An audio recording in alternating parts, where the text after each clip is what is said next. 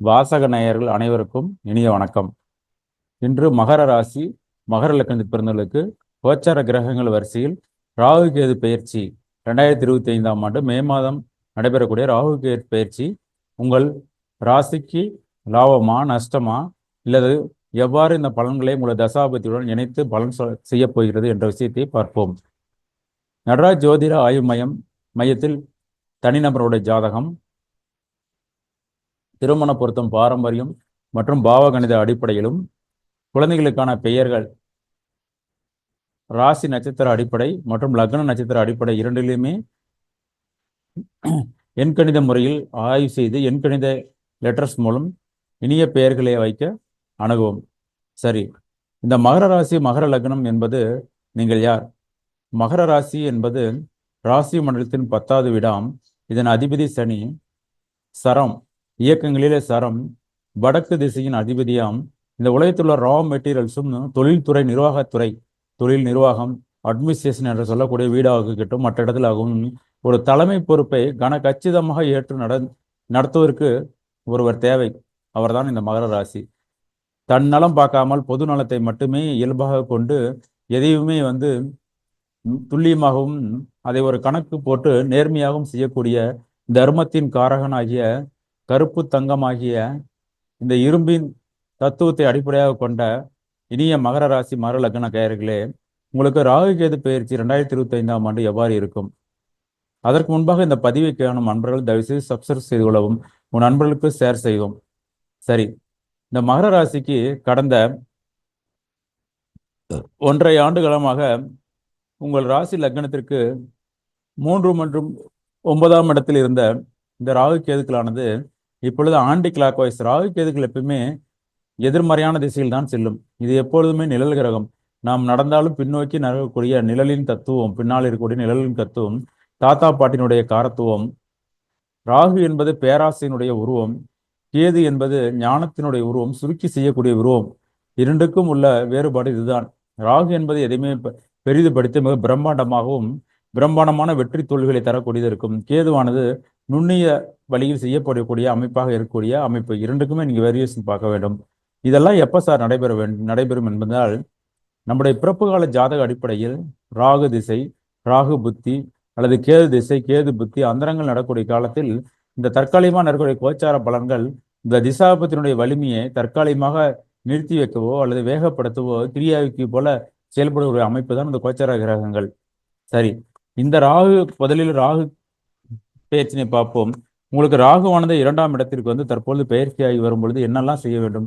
இது சொந்த நட்சத்திரமா ராகு கேது. உங்களுக்கு இந்த ராகுவானது எப்பயுமே பார்த்தீங்கன்னா இதனுடைய நட்சத்திரங்கள் காலச்சக்கரத்தில் விதியில் 2, 6, 10 என்ற கம்யூனிட்டி பொருளாதார பற்றுடைய விஷயத்தில் உங்களுக்கு எமோஷனலாக உங்களுக்கு தரப்போகின்றது. இதில் ராகுவானது எதையுமே ஆசைப்படுத்தி பெரிதுபடுத்தி நீங்க எப்போ பணம் சம்பாதிச்சாலும் மிகப்பெரிய அளவில் இருக்க வேண்டும் என்று ஆசைப்படக்கூடிய விஷயமாகும்.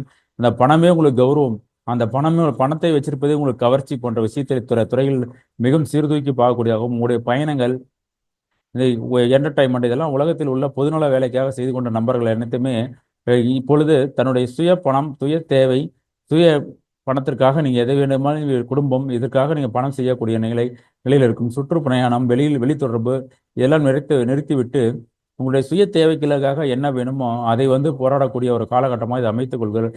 மாணவருடைய கல்வி தகுதி, தன்னுடைய குடும்பங்கள், தன்னுடைய தாயார் இதிலெல்லாம் நிறைய பராமரிப்பிலும், பயணங்களை விரும்பாமல் பயணம் செய்தனால் என்ன பிரயோஜனம் என்று கூறிவிட்டு நீங்கள் பணம் பொருளாதாரத்தில் சீரிய கவனத்தை செலுத்தி வீடு நில வாகனங்கள் போன்ற விஷயத்திலும், குடும்ப வாழ்க்கை இதிலெல்லாம் அமையும்.